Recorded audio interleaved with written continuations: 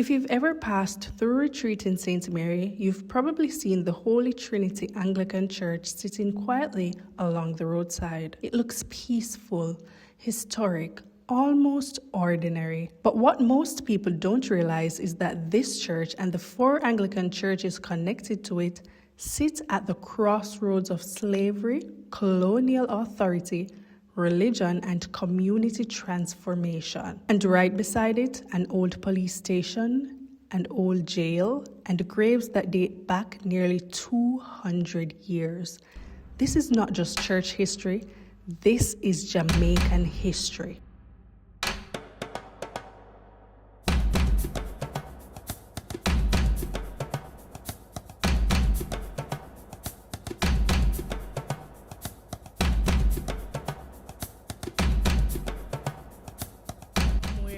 In St. Mary, we're at the Anglican Church, Church of the Holy Trinity here in Retreat. Now, this is the first Anglican church in St. Mary. So the land was donated by the Riggs. It was donated by the Riggs. And here, as you come in, you see some plaques honoring the Riggs.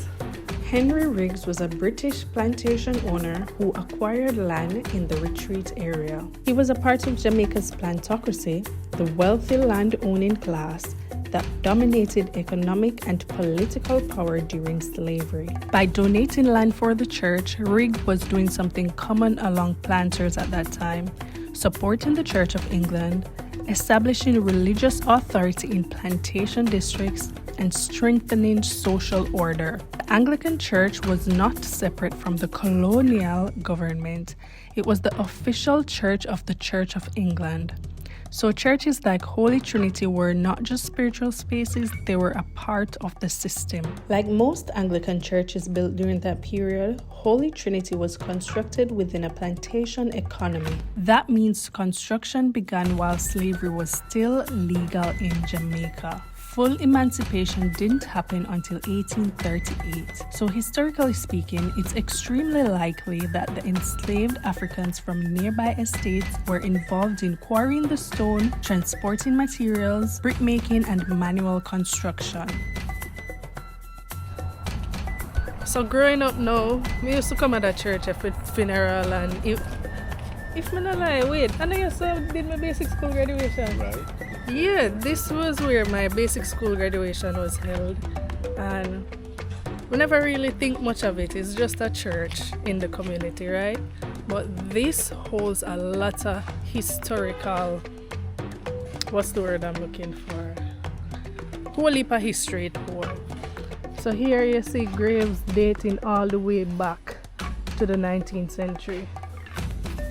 Enough of them, you see some man over there so dig a new grave, but a lot of these date all the way back to years and years ago. Holy Trinity's grounds contain old colonial era graves, some weathered, some barely legible. During the 1800s, burial on the church grounds was often reserved for European settlers, plantation owners, respected community members, and individuals of social standing. Churchyards reflect hierarchy. What makes this even more powerful is the contrast. The enslaved people who built the church would not have received elaborate headstones there. When you walk past the churchyard at Holy Trinity, the graves are more than stones. They're historical documents. They show who held power, who was recognized, and who was memorialized. And just as important, they show who wasn't. Because while enslaved people likely built the church, very few, if any, would have been buried with marked headstones on that land during slavery. That contrast is part of the story. Ian Rigg. So, seem like he's a descendant of the Riggs where donate this plot of land, you know. So he passed in 2023, son of Philip and Welma Rigg. You know, I was always curious about what this area was. Over here is the old police station. Oh, this was a police station? Yeah, this is where So this is to show you how church and state work. Church and State. Yeah. The church, yeah, but they still going on jail.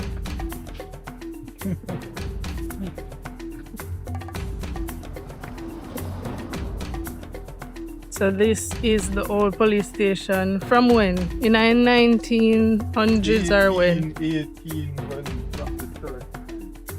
1800s. This a building here stand up firm and strong through all of the years. Down here, so was the jail. This was a jail. Down here to the lockup section. Yeah. Now it's full of garbage. And I saw the jail part. Okay.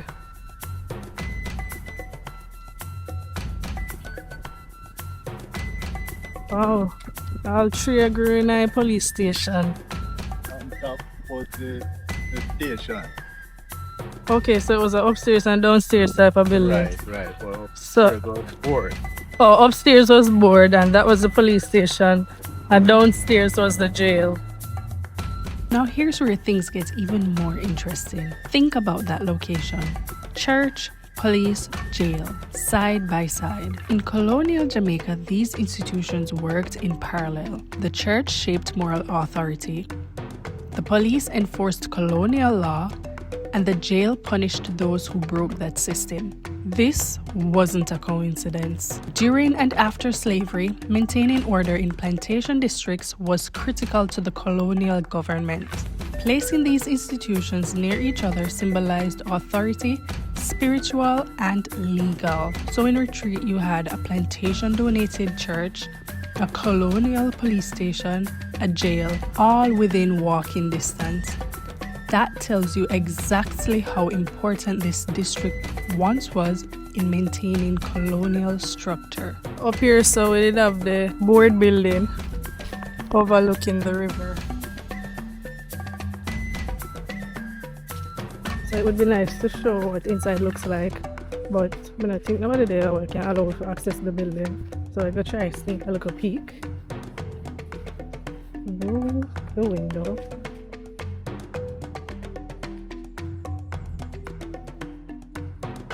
Let's see. Yep, stand up right there so I'll take my graduation picture.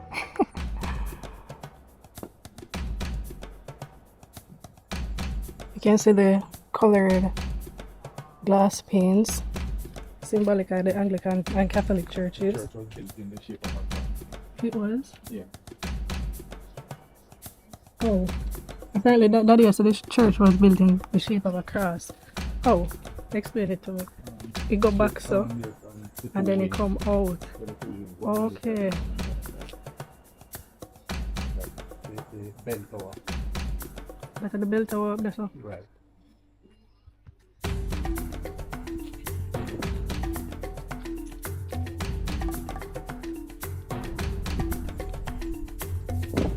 Okay, so let's see if we can make out the cross now. Okay, so this right here, so at the head of the cross.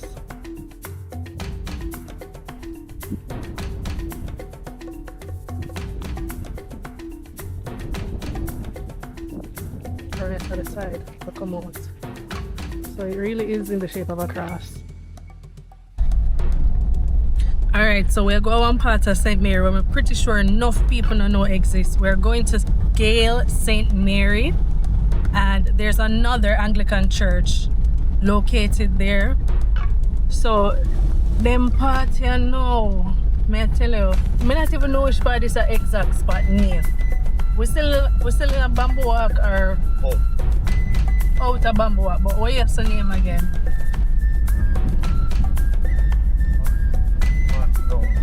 What? Martin Town. We're there in a St. Mary.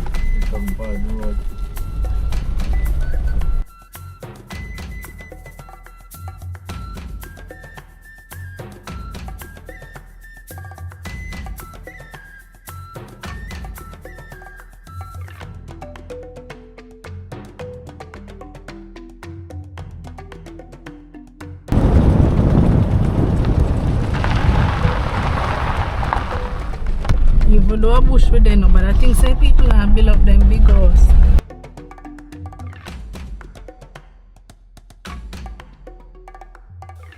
The infamous Brookway. I don't know what the real name for the road there, but yeah, there's a reason why it named Brookway. It just can't stay together. What is the place name? What is the name? No, Brookway, but what's the actual name? As you can see, the road has sink. The road is sinking.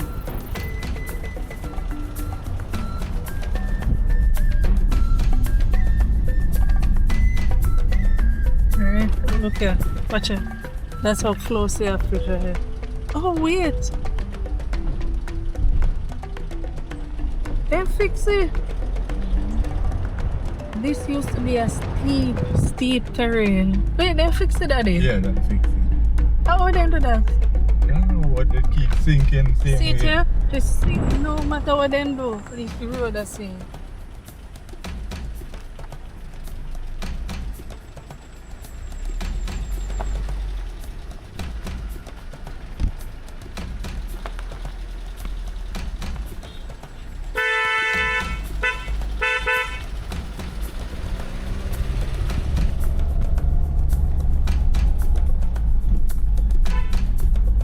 That road has been fixed so many times over the years, like year after year after year, and it remains the same. It always ends up at the same state.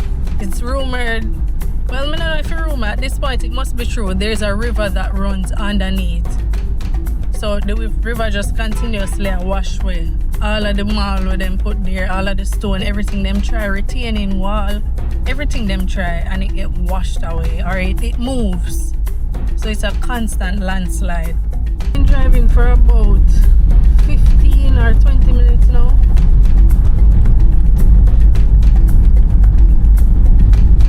So we're almost in Gale. Maybe the next 10 minutes or so. We're finally in Gale. As St. Mary evolved after Emancipation, Holy Trinity became what we call the Mother Church. 4 other Anglican congregations developed under its care, forming one parish under the Diocese of Jamaica and the Cayman Islands. They are the St. John's Anglican Church in Gale, the St. Andrew's Anglican Church in Labyrinth, the St. Margaret's Mission in Lodge, and the St. Matthew's Anglican Church in Boscobel. These churches likely expanded during the post-emancipation period as freed Jamaicans formed communities away from direct plantation control. So we're currently in the town of Gale, St. Mary. At Christmas time, them put up Christmas lights over the arch there. Have the Texacut gas station. That's basically a pillar in the community. One food shop over there, so. And there's some used to buy dumpling and gravy a morning time for breakfast. Instead of one central colonial church, Anglicanism spread through rural districts. The structure stayed Anglican, but the people filling the spaces changed. Here's the part that makes the story powerful. During slavery, Anglican churches were closely aligned with planter authority. But after emancipation, those same churches gradually became predominantly Afro-Jamaican congregations. So we are on location at the Gale Anglican Church. Gale sits inland in the hills of St. Mary. After emancipation, many freed Jamaicans established small farming communities in these interior districts. St. John's reflects that expansion.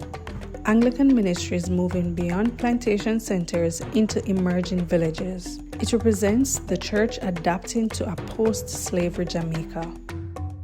Kind of curious to see if this build like one cross as well. This not build like a cross. No, I doubt it. No. No.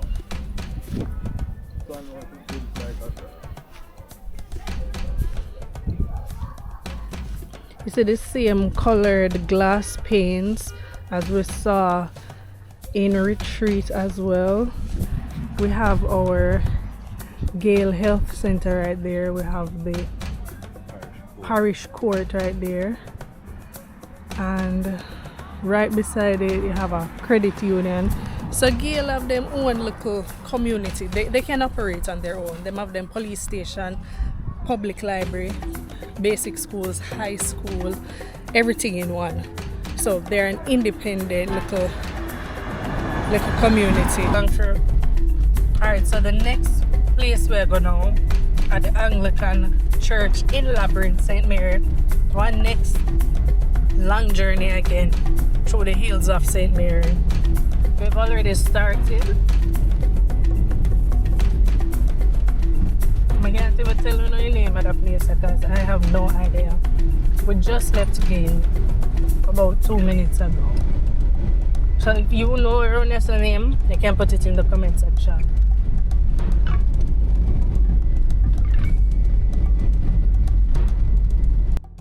Eventually, the descendants of the enslaved people became the members of the churches.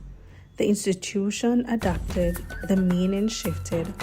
Today, these 5 churches are not symbols of colonial dominance, they are community churches, but their foundations, literally and historically, are tied to that earlier era. Labyrinth is a rural district with Plantation-era roots. Like the others, this church likely began under the Holy Trinity's supervision before developing its own local congregation. These rural Anglican churches often became more than worship spaces. They hosted harvest celebrations, youth activities, community meetings, and social gatherings. They became anchors in districts that had limited public infrastructure. We have arrived at the Anglican Church in Labyrinth, St. Mary.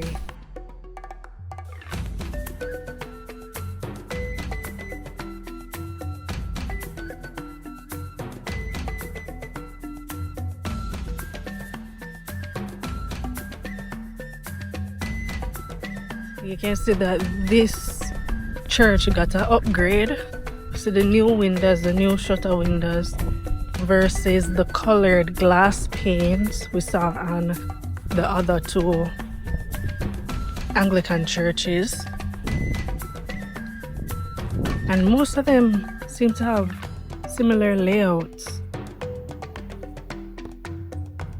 Yes, I know. Look at that, man. This is history right here. One time nice house. So the cut stone, the concrete, the board. Who is this? This is a Reverend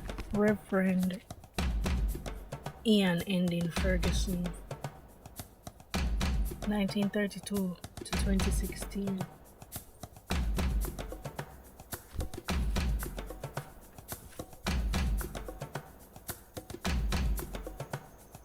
This person, 1911 to 1958.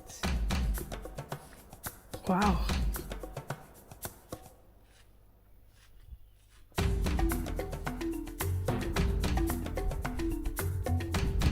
Oh, wow. I would love to know what this was.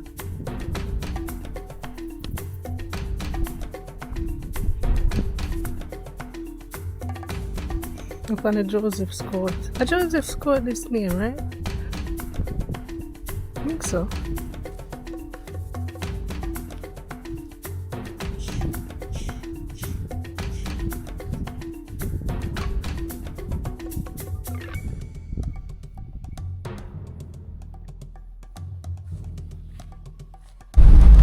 Alright, so we have left St. Mary. We're now in White River. We're now in St. Anne, driving by the White River.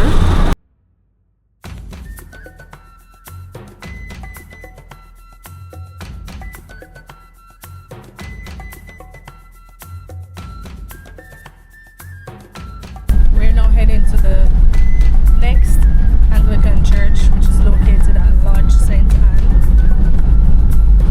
Around this area, drive the Blue Hole.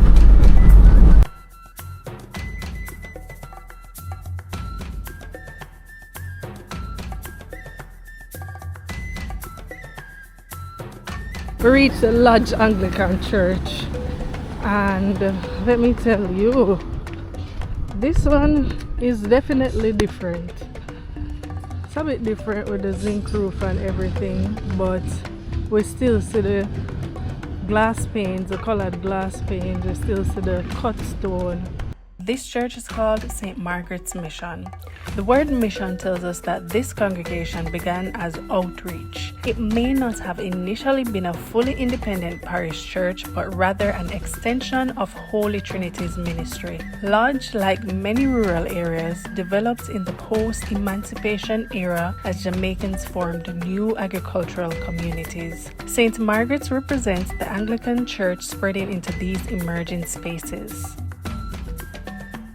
Located in the coastal district of Boscobel, this church likely began as a chapel of ease, making Anglican worship accessible to fishing and rural communities who could not travel easily to retreat. Boscobel was historically tied to plantation estates, but over time it became a mixed agricultural and residential area. St. Matthew's became a spiritual hub for that district. Alright, we finally reached the Port Maria Anglican Church. This one is extra grand. Look at how massive it is. This is the biggest one out of all of the ones we've seen. I'm pretty sure the one I'm gonna retreat. This is the Parish Church, as Daddy said. You know, say Anglican and Catholic churches play a huge role in Jamaica's society. They play a role. In the heart of Port Maria stands the St. Mary Parish Church. It's famous for its historic seaside graveyard where the tombs literally meet the waves, and a rare 19th century turret clock from London. It was completed on June 5, 1861 by enslaved Africans using brick and mortar on glebe lands near what's now called Claude Stewart Park. Overlooking the bay in the parish capital, it replaced an earlier structure destroyed by a hurricane. Today, it remains a symbol of endurance of the ones that built it under colonial rule.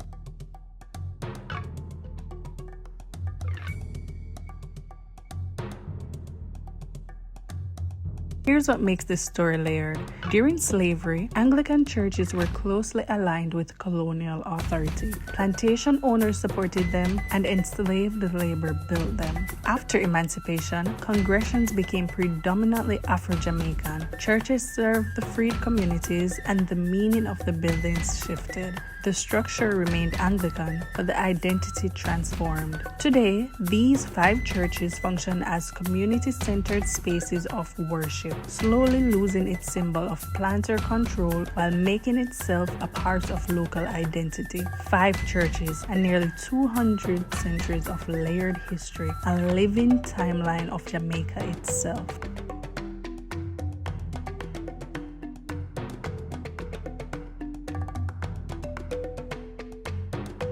Thank you so much for watching the video to the end. I really appreciate it. Please go ahead and like, comment, subscribe.